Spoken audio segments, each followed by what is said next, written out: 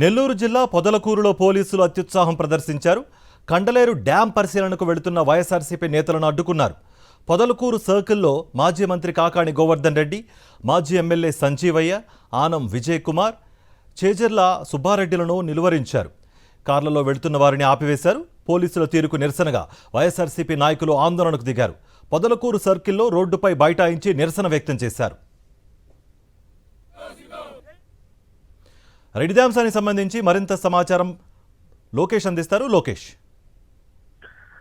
రవి, కండలేరు జలాశయానికి సందర్శనకి బయలుదేరినటువంటి వైఎస్ఆర్సీపీ శ్రేణులను, మాజీ మంత్రులను, మాజీ ఎమ్మెల్యేలను, అదేవిధంగా నియోజకవర్గ ఇన్ఛార్జీలను పొదలకూరు సర్కిల్ వద్ద పోలీసులు అడ్డగించారు. ఏదైతే నిన్నటి రోజున ఇటు సోమశిల డ్యాం సందర్శనకు వెళ్తామంటూ బయలుదేరినటువంటి మాజీ మంత్రి కాకాంతో పాటు ఎమ్మెల్సీ చంద్రశేఖర్ రెడ్డిని, మిగిలినటువంటి నేతలందరినీ కూడా ఇంటి వద్దనే హౌస్ అరెస్టులు చేసి అక్కడ ఉద్రిక్త పరిస్థితుల వాతావరణం నెలకొన్నటువంటిది కూడా చూసాం. అయితే ఇవాళ కండలేరు జలాశయాన్ని పరిశీలిస్తాం, అక్కడ ఉండేటువంటి రైతుల యొక్క సమస్యలు తెలుసుకుంటాం, రాయలసీమకు జరుగుతున్నటువంటి అన్యాయము, అదేవిధంగా కండలేరు జలాశయం నీటిని ఏ విధంగా వాడుతున్నారు అనేటువంటి వివరాలు తెలుసుకోవడానికి సందర్శనకు వెళ్తామంటే ఇవాళ కూడా అదే పరిస్థితి నెలకొంది.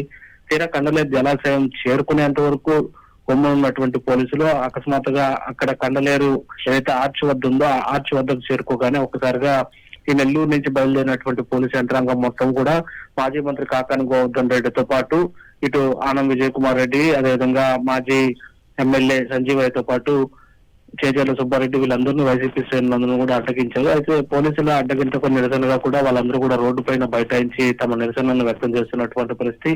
కాకానికి అదేవిధంగా మిగిలినటువంటి వైఎస్ఆర్సీపీ నేతలందరికీ కూడా ఇటు సంఘీభావంగా పెద్ద ఎత్తున వైఎస్ఆర్సీపీ శ్రేణులు ఆ పొదలకూరు సర్కిల్ వద్దకు చేరుకుని రోడ్డు పైన బైఠాయించి పోలీసులకి అదేవిధంగా ప్రభుత్వానికి వ్యతిరేకంగా నిరసన కార్యక్రమాన్ని చేపడుతున్నారు. అయితే రైతులకి, రైతాంగానికి ఇటు రాయలసీమ లిఫ్ట్ ఇరిగేషన్ ద్వారా ఇప్పటికే తెలంగాణ తాకట్టు పెట్టి జరుగుతున్నటువంటి అన్యాయం పైన ప్రజల్లో అవగాహన కార్యక్రమం, రైతాంగంలో ఉన్నటువంటి సమస్యలను లేవనెత్తడానికి వెళ్తున్నటువంటి శాంతియుతమైనటువంటి సందర్శనను అడ్డుకోవడము ఖచ్చితంగా ఇది ప్రభుత్వం యొక్క భయాందోళన చెందకు ఒక నిదర్శనము. చంద్రబాబు తాను చేస్తున్నటువంటి పోరాటాలను అడ్డుకునే దానిపైన ఏమాత్రం ఉపేక్షించబోము, దీన్ని ఎదుర్కొని తీరుతామని చెప్పి కూడా మాజీ మంత్రి కాకాని గోవర్ధన్ రెడ్డి దీనిపైన తీవ్రమైనటువంటి ఆగ్రహం వ్యక్తం చేస్తున్నటువంటి పరిస్థితి ఉంది.